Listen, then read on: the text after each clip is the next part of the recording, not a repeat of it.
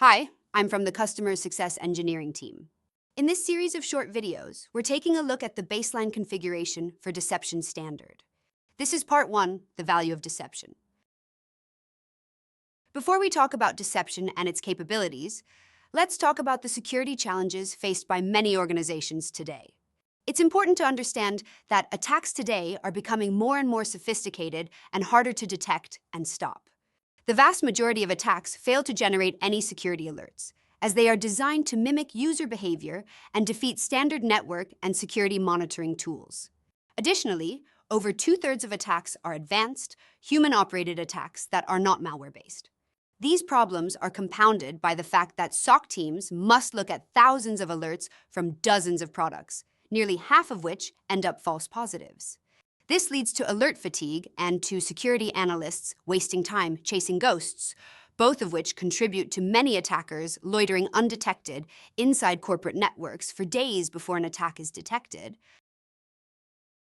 Since attackers have learned to bypass predictable traditional defenses and avoid detection by monitoring tools, a different approach is needed.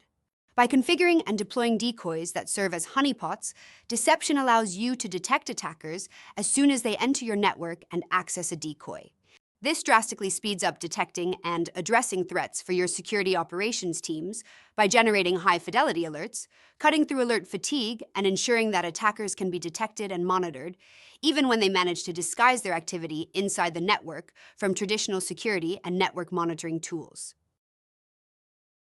While ZIA secures your users' connections to external apps and resources, and ZPA secures your private internal apps, deception allows you to secure your internal network by making attackers significantly easier to detect and stop.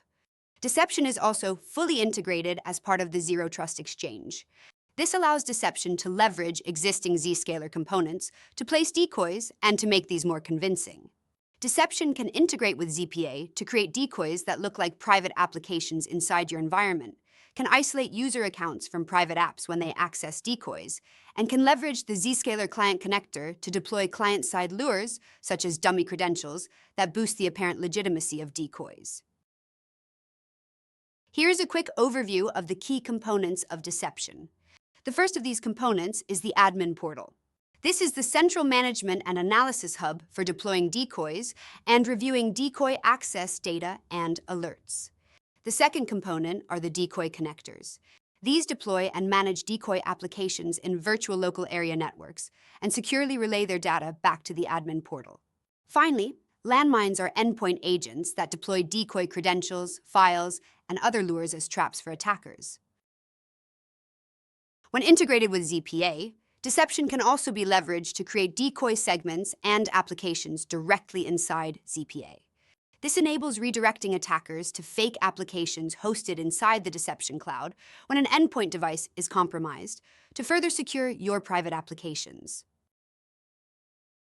Finally, here is a quick summary of the capabilities available with a Deception Standard license.